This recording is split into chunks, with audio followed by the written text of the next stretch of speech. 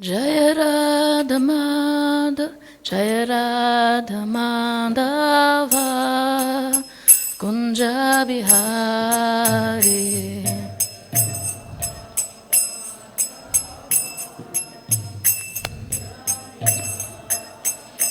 Jaya Gopi Jana Vallabha, Girivaradari.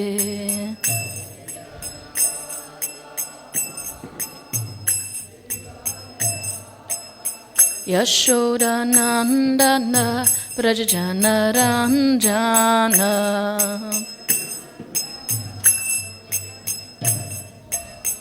Yamuna Tira Vanachari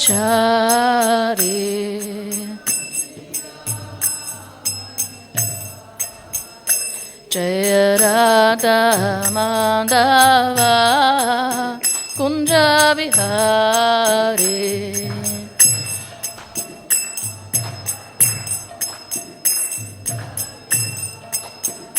Jaya Gopi Jana Vallabha Girivaradari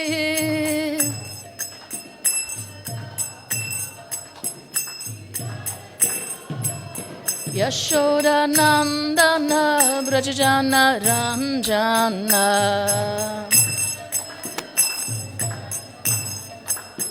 Yamuna Tira Vanachari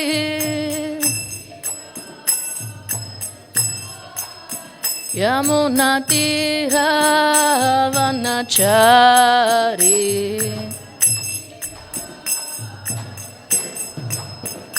Jaya Radha Madhava Kunja Bihari.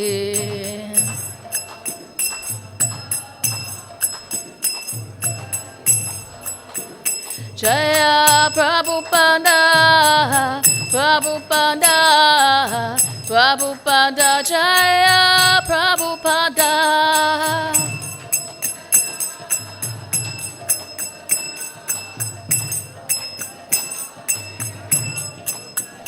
Prabhupada, Prabhupada, Prabhupada, Jaya Jaya Prabhupada.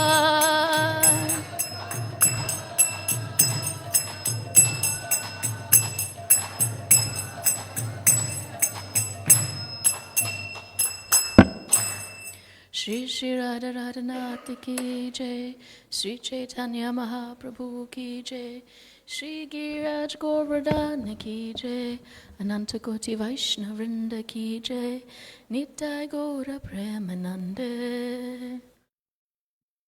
Om Namo Bhagavate Vasudevaya.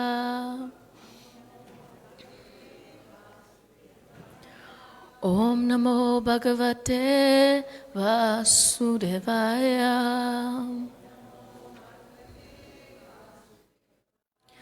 Om Namo Bhagavate Vasudevaya.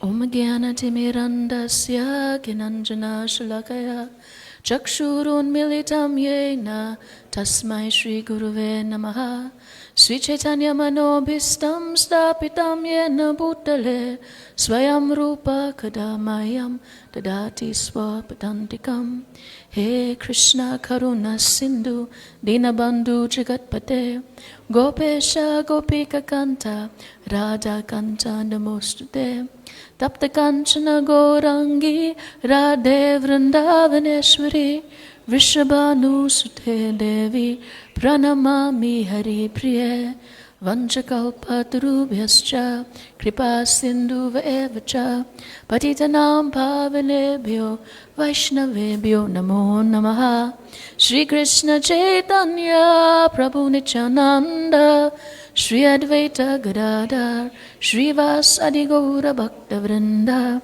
Hare Krishna Krishna Krishna Hare Hare Hare Rama Rama Rama Hare Hare Namo Vishnu Padaya Krishna Prastaya Bhutale Srimate Kadamba Kanana Swami Iti Namine Shri Shri Govardhan Puja Mahamahotsav ki.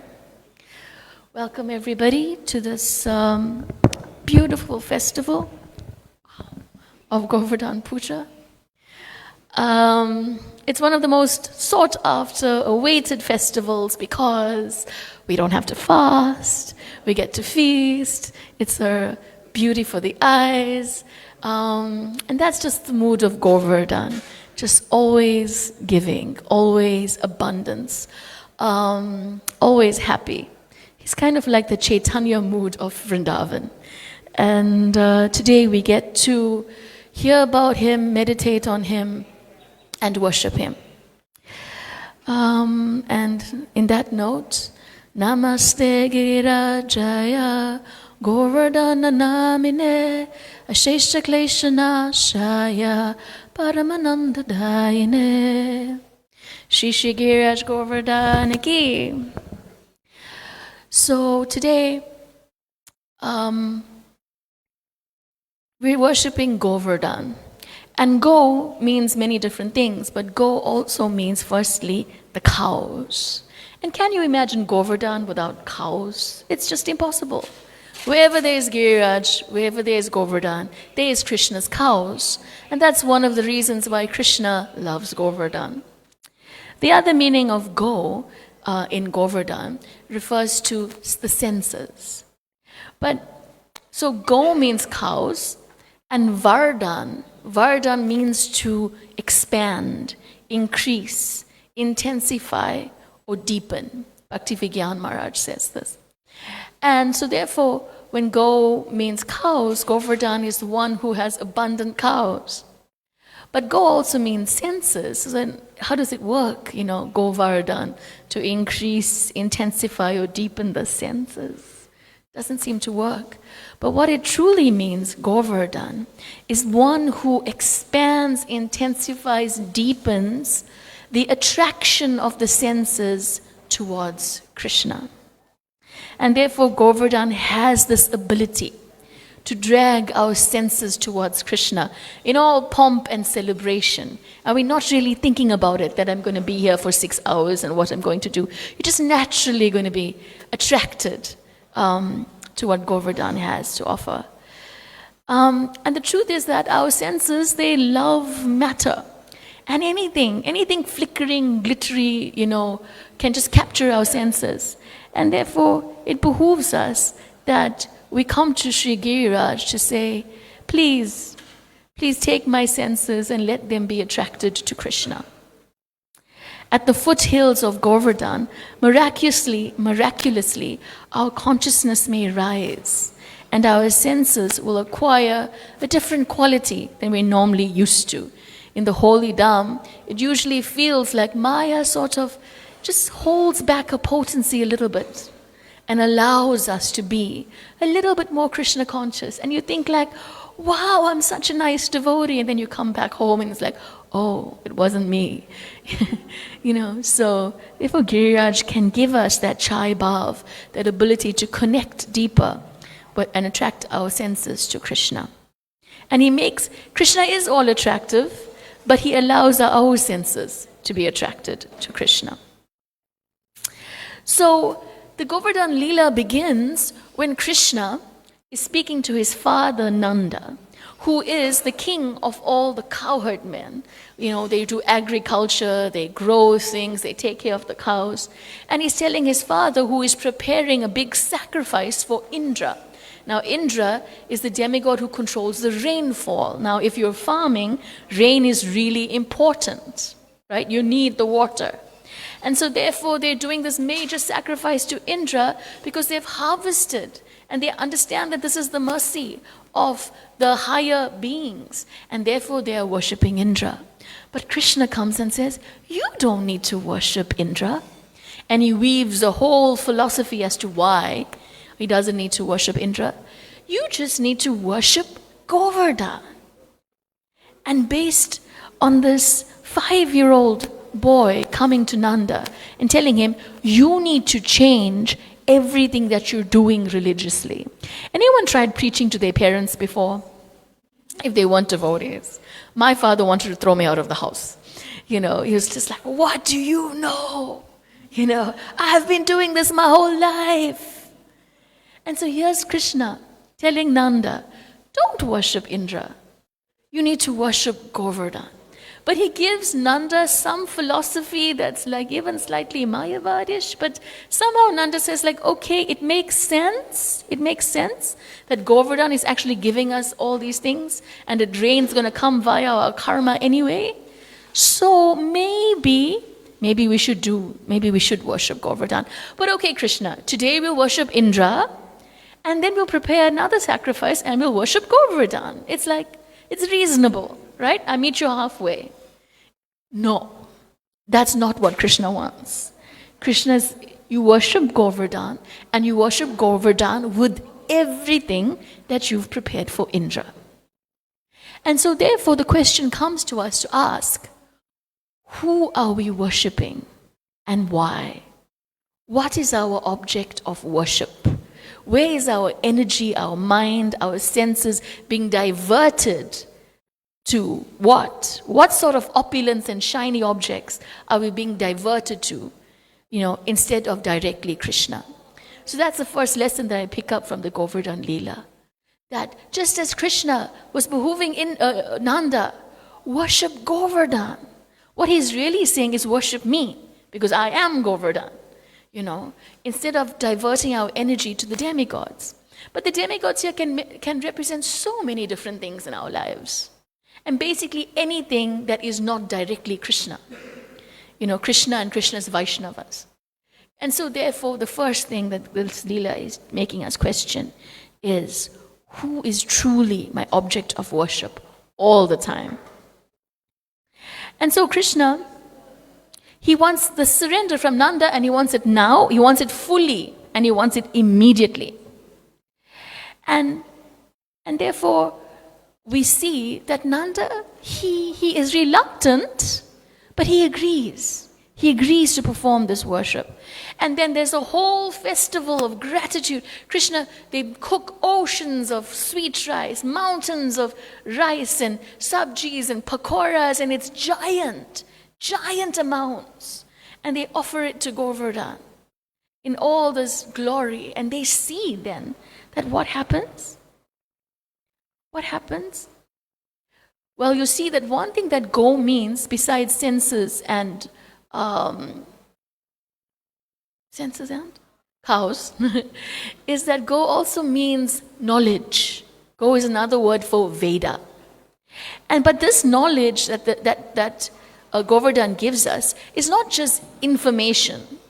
Srila Jiva Goswami explains that what's the knowledge that Govardhan gives us is the highest experience of love.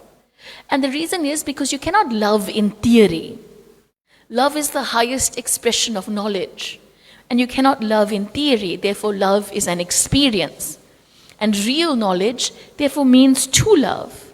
So therefore Govardhan, in this exchange between the residents of Vrindavan and Sri Giriraj, Govardhan is actually teaching us how to love.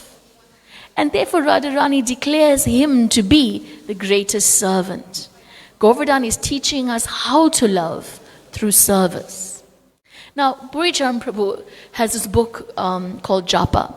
And when you purchased it, it came with this calendar that had pictures of Raja. And I remember I was probably in my matric year when I had that calendar on my table and I was studying. And then every time I would just flip through the pages when I want an excuse, like not to look at the books. And then there was one picture where you just saw this flower, and the background was hazy. And it's just like, I don't understand this picture. And for a long time, I just would look and I don't understand this picture. And then one day I read the caption. Because you know how it is. It can be right in front of your eyes, but you just don't read it. And then the caption said something about how Giriraj is just the servant, but he's always in the background. And I realized that Giriraj was blurred out, and the flower was put forward because Giriraj didn't need to be the center. He was serving, he was producing the flowers that are going to be offered to Krishna. And that's how Giriraj teaches us to love through service. So today we pray to Govardhan that our senses will also be attracted to Krishna, and that we can serve those who are also attracted to Krishna. Because that's the other way. By serving Govardhan, we serve those who are also attracted to Krishna. And that's how we learn to love. So the devotees prepare this gorgeous worship of Govardhan.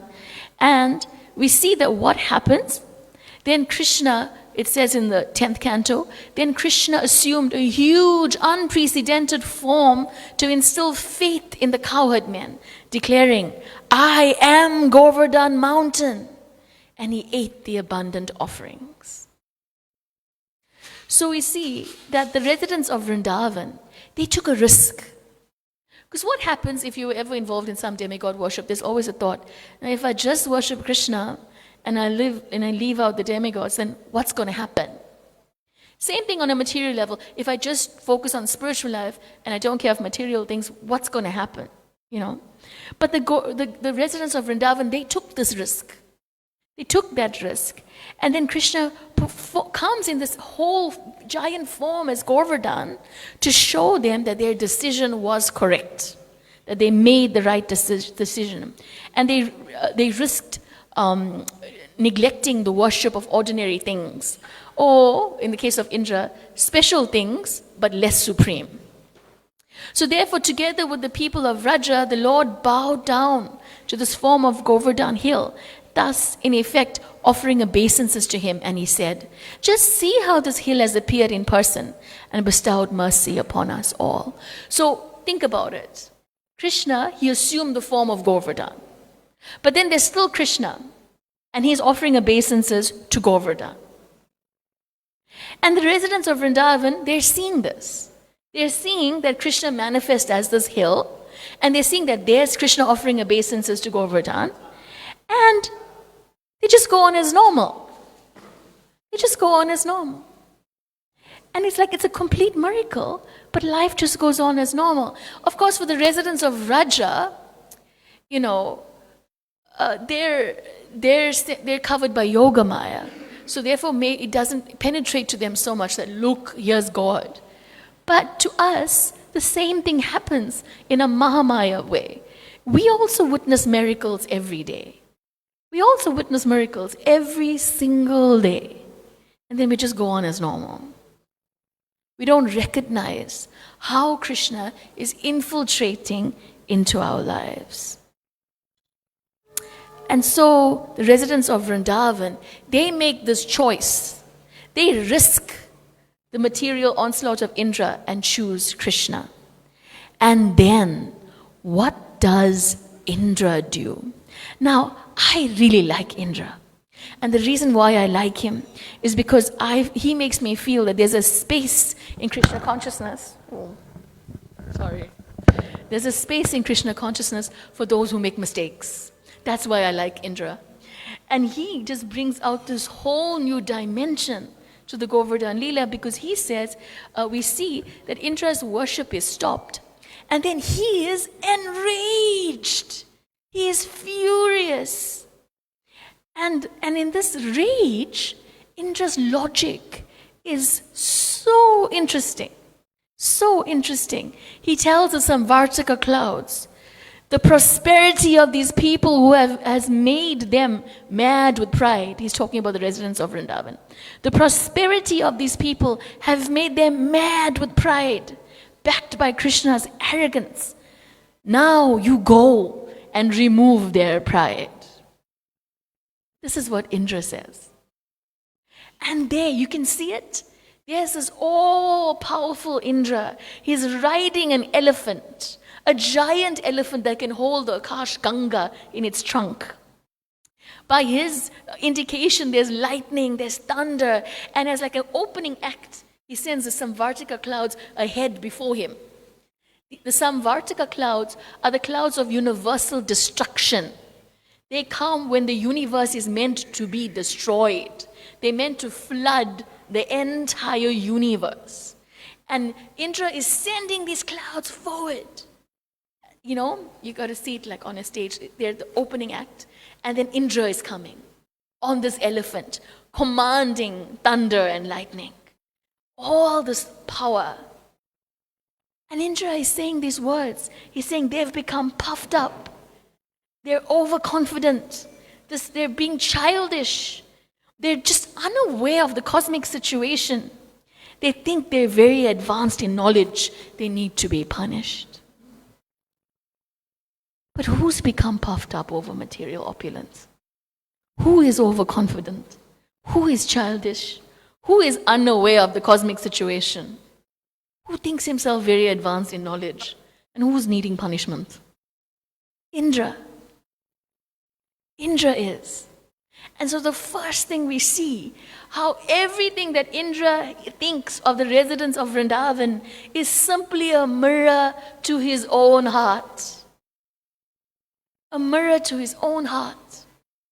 Like crystal clear. And because Indra, and this is so important for us, because we become we see the faults in other people. And we can't see them truly if they're not mirroring our own heart. And so Indra, therefore, this is what we call the Indra syndrome. When it's so easy to see everything that is wrong in any other person, but we can't recognize that it's actually a reflection of what we are dealing with as conditioned living beings. And so therefore, Indra, not only, he's completely blind. He's blind to his own actions. He simply sees his own disease, but in another person. He's the one who's totally intoxicated with power. He's the one who's surrendered to the ordinary, himself, But he has, with full confidence, with Shastra, with reasoning and logic, he is fortifying his understanding and his decision. And this is what I have humbly termed anartic confidence. When we have an anartha, something that doesn't help us in Krishna consciousness, and then we build our logic, our intelligence, we use the Shastra, all to defend this anartha. And this is what Indra is doing. With anartic confidence, he is moving forward to Vrindavan, ready to bring devastating rainfall. So, therefore, we see that Indra is telling himself a story. And we also tell ourselves a story as to why we are right.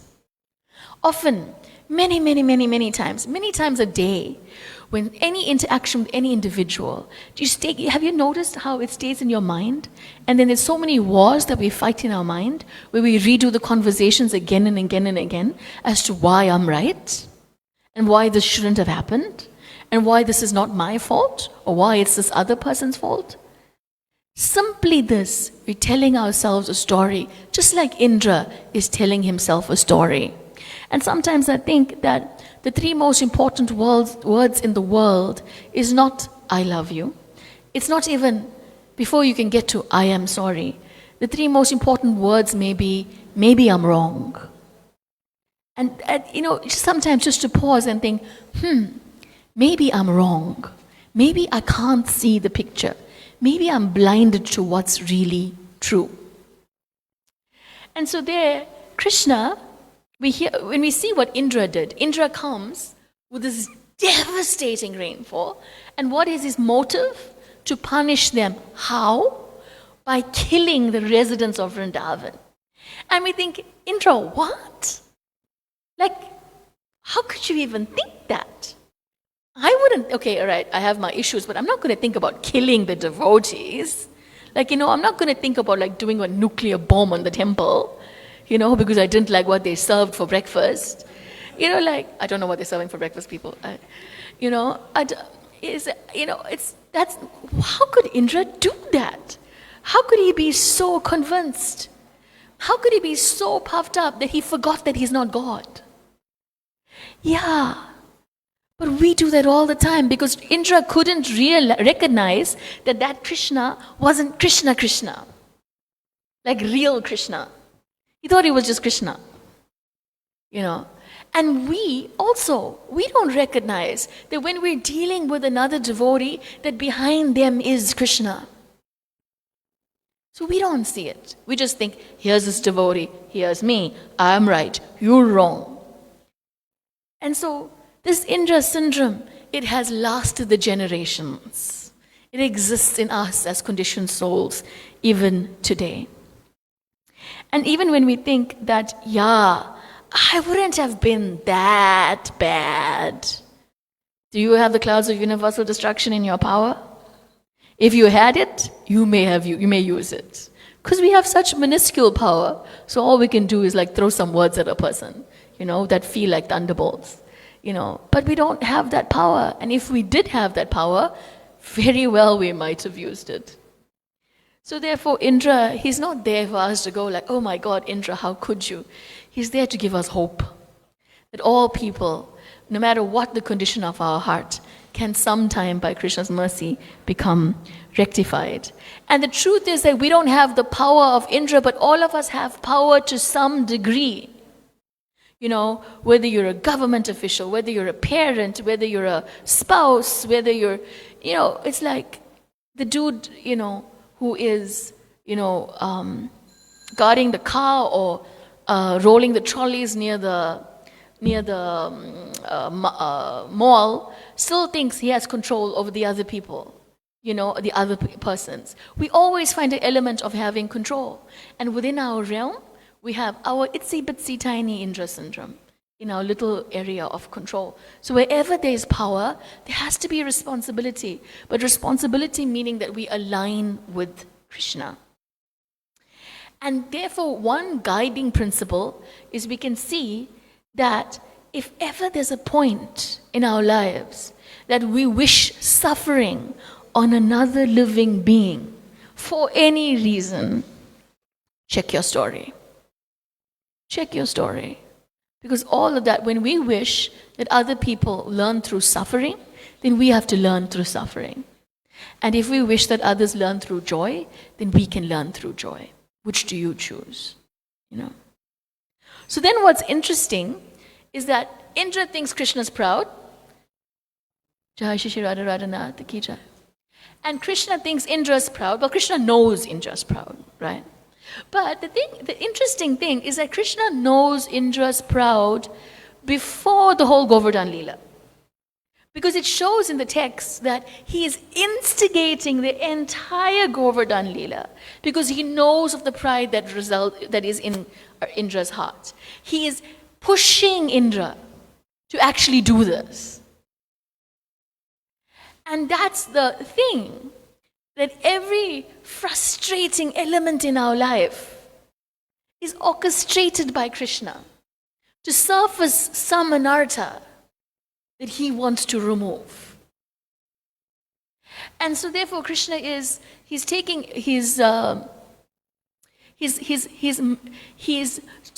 specifically removing Indra's worship to allow Indra to become angry. But what was Indra's remedy when he thought that Krishna was proud? His remedy was, kill them. What's Krishna's remedy? He simply lifts up a hill. He simply lifts up a hill. And he responds to Indra's pride with love. And so therefore, there's a verse in the 10th canto that says that when I break the false prestige of those bereft of goodness, my purpose is to bring them relief. And that means that our pride is a burden. It's a burden to carry. It's heavy, it burns, it frustrates. We can't be peaceful. We're never satisfied. And so therefore, when Krishna chooses to purify our consciousness of this pride, it's because he wants to bring us relief. And that's Krishna's response, as opposed to Indra's response. And so therefore, when you're in a situation where you feel you've been wronged, but then our reaction is extreme. like Indra. You know, Govardhan, Vrindavan is one small village in one country, in one planet. Indra governs rainfall in the universe. What's going to happen if one small village don't worship you? What's going to happen? Nothing. He's got so much more, but he can't see it. He's only fueled by the sting that this one village won't worship me. You know, and that's the pride that is burning Indra. He can't be satisfied with the entire of Indraloka. He can't be satisfied because little Vrindavan is not worshipping him. And his reaction, again, extreme. So even if punishment is due, when we meet it with extreme reaction, you have to check. The mirror should be turned inward. And so therefore, there's this beautiful conversation that happens with Indra and Krishna. 7 days, after the 7 days of torment, Krishna then goes up to see, was Govardhan affected? Because Govardhan was receiving all these thunderbolts and all the residents were underneath. So Krishna goes up to see that was Govardhan affected? And then Indra at some point, after 7 days of expending his energy and torment, he realizes, oh, something's wrong here.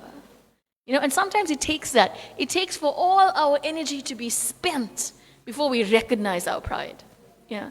And so Indra, goes to Brahma, realizes it's not a good situation, brings Surabhi, and then they have this conversation, Krishna and Indra. And Krishna says, how could you do this, Indra? How could you try to kill the residents of Vrindavan? And Indra says, I was proud, my lord. And Krishna says, but you are a devotee, and you are meant to curb your pride with intelligence. And Indra says, I became angry, and I lost my intelligence. And then Krishna, he's quiet, and he simply walks away. So that's the thing, you learn in the nectar of instruction that anger can also be used for Krishna conscious purposes. Yeah, good luck. Who of us is on the level where we can use our anger for Krishna conscious purposes? You saw Prabhupada do it. Often we hear Hanuman. Yeah, not me. So when anger arises, note, there's a good chance. This is your issue. Totally. This class is for me. It's totally for me. I'm talking to myself.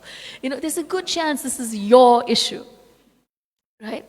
And so therefore, Indra, when he's coming to Krishna, Krishna is saying, curb your pride with intelligence. But if we're angry, we lose our intelligence. But I was thinking, Indra still had all the intelligence to fortify his wrong decision.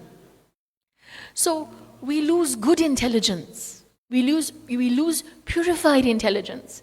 Our intelligence is then manipulated to suit our emotions. And therefore, the bottom line is we can't trust that intelligence. We can't trust that intelligence when we're angry. And so therefore, a good option would be to pause and say, whatever I feel now, I'm not going to take it so seriously. I'm just not going to take it so seriously. Let's see tomorrow how I feel about this. So that's one thing. So this is the Indra syndrome. We're always praying, Krishna, please be merciful to me. Krishna, give me your mercy. When devotees are there, they're like, Sadhu, give me your mercy. Yeah. But Krishna's mercy is that he keeps us humble. And sometimes we don't realize what we're praying for. When it comes, it's like, how could you do this? Like, kid, poor Krishna. There's a chapter, Wonderful Krishna. Sometimes I think, poor Krishna, because there's all these conflicting things. Yes, I want to be a devotee, but not like that. Like, what do you want me to do? He definitely has a hard time. And so therefore, there's always this thing where we're humbled. Purnamasi Kabhav, become a mouse again. Being a mouse is safe. The story of There was a mouse that wanted to become a cat. He goes to a sadhu and says, make me a cat, become a cat. Cat goes to sadhu, says, no, the dogs are chasing me, I want to become a dog, become a dog. The dog goes to the sadhu, no, the tigers are chasing me, become a tiger. Okay, he is a tiger. And then he looks at the sadhu and licks his lips and says, now he wants to eat the sadhu. So then he says, become a mouse again. Purnamasti Kabhav. You know. So we all become mice again, but being mice is a safe position. We're safe when we're humble. We're safe. But it makes me think of this story that Kadambakananda Swami tells. He was a temple president in Vrindavan, and I may get elements of the story wrong, but the essence is that he was walking through some building, and somebody opened a door and just flew out at him and said in this accent, he said, you think you are a big chief. You think you are a big chief. You are nothing. And Maharaj says, he saw that person as the personification of all the offenses he ever caused to the devotees. Sometimes you'll find it, I would find it that sometimes when my spiritual master was present, I would get chastised or get reactions for things that I felt I didn't do wrong. I didn't do that wrong there. It's not fair. But then I realized for all the other things that I did wrong and I got away with, So it's very easy to become justice in a specific situation and not see the entirety of the things that where justice, I got away with. So, we never know where the personification of our offenses meets us. But then what was the reaction of the residents of Vrindavan? How different was the reaction of the residents of Vrindavan? The residents of Vrindavan, they chose Krishna over Indra, right? Krishna said, worship Govardhan. They said, yes. And then what happened? Indra's rains come. Pillars, columns, chunks of ice, and the residents are shivering in the rain, tortured by the cold, trying to protect their young with their own bodies, almost unconscious. That was the result of their surrender. And then Krishna asked Nanda to change his whole way of life. And to be Krishna conscious, we also change our whole way of life. And then what happens? Pillars of rains come with doubt. Wouldn't the residents of Vrindavan thought it would be just easier to worship Indra? And now that sometimes we feel, now that I'm a devotee, things seem so much more difficult. The pull of illusion is there. Illusion would be just so much more nicer, so much more easier, so much more comfortable than the truth. But however, we see that the Vrajbasis, what they do when it rains, when it's raining pillars and gale force winds, they call out to Krishna. Krishna, Krishna, Mahabhaga. And this is a beautiful prayer. They turn to Krishna. But what's more beautiful for me about this prayer is what's not prayed. What they didn't say. They didn't say, Krishna, I surrendered to you, how could this happen? They didn't say, Krishna, you lied to me. Look at what Indra's doing, I shouldn't have trusted you. They didn't say, Indra, I'm so sorry, I shouldn't have listened to this. Krishna, now my life and the life of my dependents are in turmoil. You can handle things that are thrown to you. Can you handle things that are thrown to your child? These are the prayers that is not prayed. The residents of Vrindavan, they don't doubt Krishna at the first sign of trouble. Instead, what does Krishna do? They call to him, and he lifts the hill, and then there's this invitation.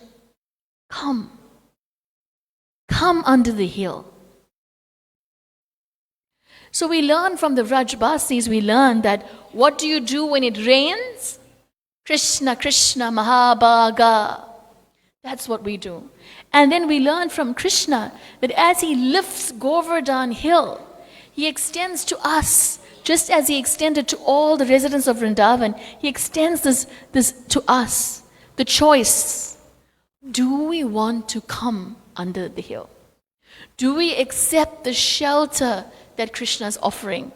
And every moment of every day, we have this decision. Krishna's invitation is there. Come under the hill. But do we choose to stay in the storm of our mind? Or do we choose to accept the shelter that Krishna is offering. So,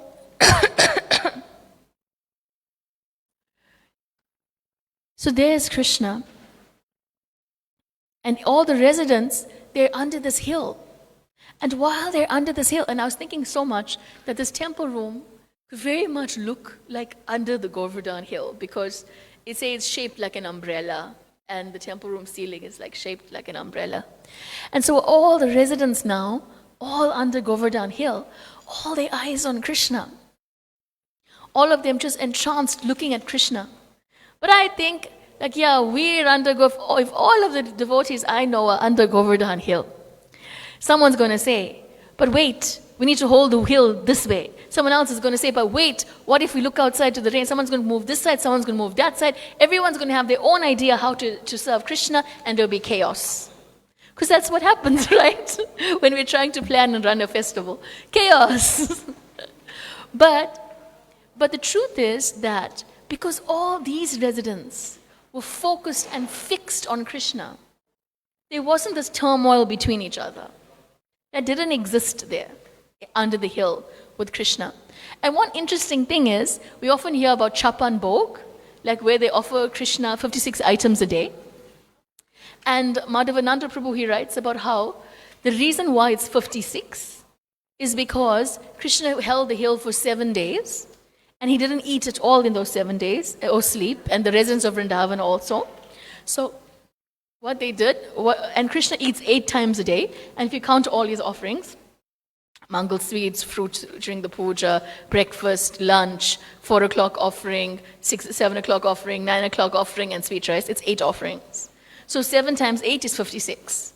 So therefore the residents of Vrindavan give him Chapan Bhog, because he missed 56 meals by the end of the Govardhan Leela. I thought that was cute. But, so therefore, the residents of Vrindavan, finally when the rain stops and Indra comes to his senses and Krishna puts down the hill, you then find in the Krishna book this chapter that's just it, like before, like Indra talks to Krishna, there's like a pause. And this chapter where it's just like, wow, Krishna's wonderful, yeah? So this whole chapter is just that, how wonderful Krishna is in this chapter, right? And they take a moment, before they deal with Indra and his anarthas, they take a moment just to think about how wonderful Krishna is. And it reminded me of a poem, again by Kadamba Kannana Swami, that he wrote that said, that was looking from the perspective of us in Kali Yuga, looking at Krishna and appreciating his wonder. And it goes, Lord, this Kali Yuga man with no good qualities whatsoever stands at the horizons of your beauty, and even I can't help but be amazed. And so that's us too, from wherever we're standing, however many clouded consciousness, however clouded our consciousness may be, we too can perceive through all the clouds wonderful Krishna and how he is acting in our lives. So lastly, what I would like to say is that in our lineage, we are worshippers of Govardhan Hill. We see that Lord Chaitanya, he goes to Vrindavan and he embraces a rock, that he thinks there's Govardhan and the rock melts, And then we see like Raghunath Das Goswami, he writes this beautiful song that has a refrain that says, may we always reside at Govardhan. And then we also see that what I found out was Srila Bhakti Siddhanta Saraswati Thakur. He resided near his end of his life. He resided in Chataka Parvat, which is in Puri, which is actually an expansion of Govardhan Hill. And every day he would ask people to sing to him that song of Raghunath Das Goswami that says, may I always reside at Govardhan Hill.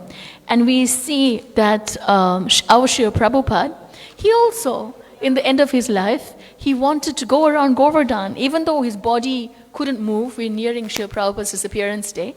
So during Govardhan Puja, when Srila Prabhupada was really ill, his body couldn't move, and he was almost lifeless, but consciousness was fully present, and he was like, I'm going to do Govardhan Parikram. I never, ever, when I think about doing Govardhan Parikram, I think of a car. Definitely not me. But Prabhupada wanted to go, and he wanted to go by bullock cart, to do Govardhan Parikram at the end of his life. And so we see, all these Vaishnavas, and I also can't help but think of my own spiritual master, who at the end of his life also looked towards Govardhan and offered with his hand an artik, offering his whole life, a few seconds before he left his body. And so therefore it is in our lineage that we take shelter of Govardhan at all times.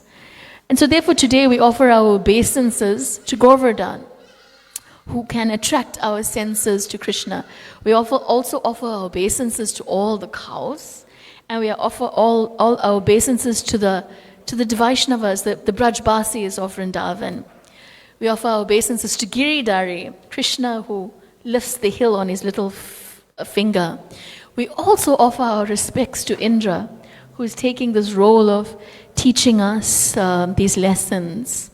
And we offer our obeisances to the Vaishnavas, who serve Giriraj, building his hill right there. And pray that we may serve them also eternally.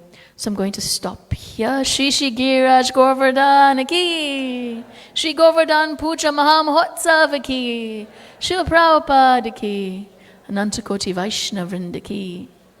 If there's any comment or question, I can take it quickly, because it's a busy, busy day. Yes. Amritamani. I don't mic, okay.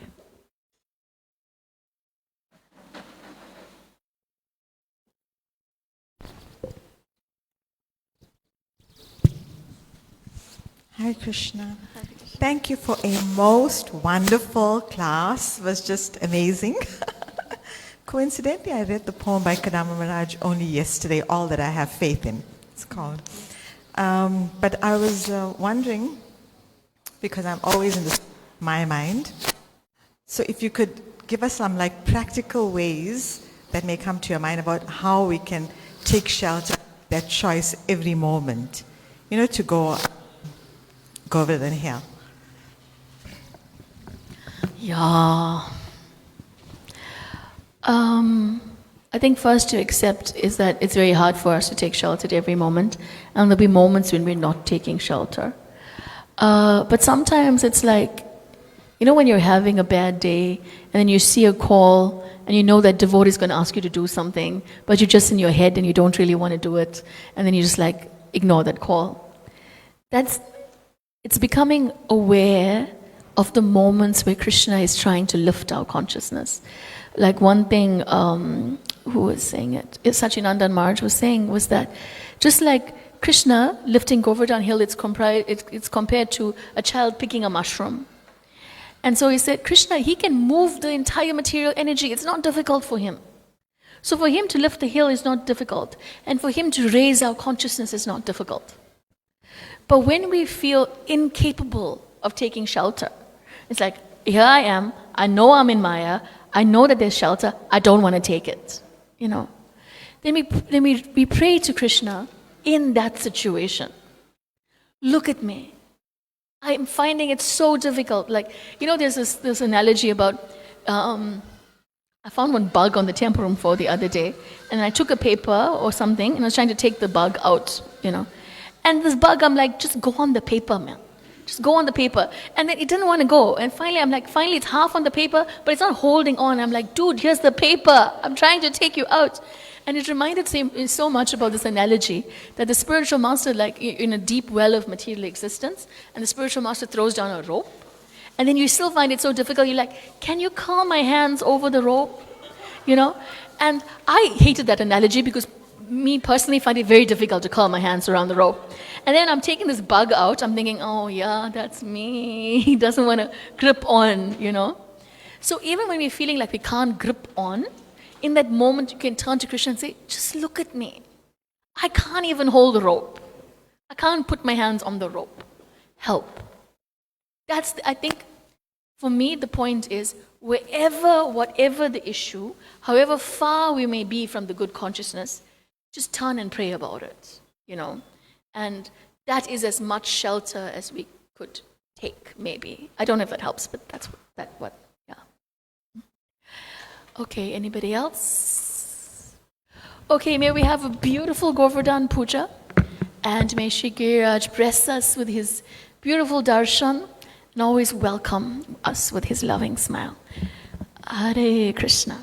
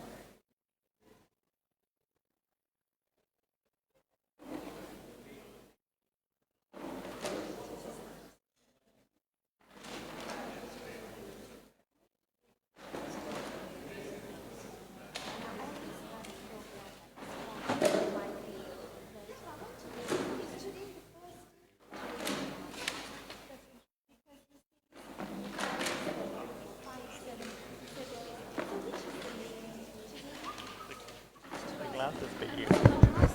Well, the class is for people who think the class is for other people.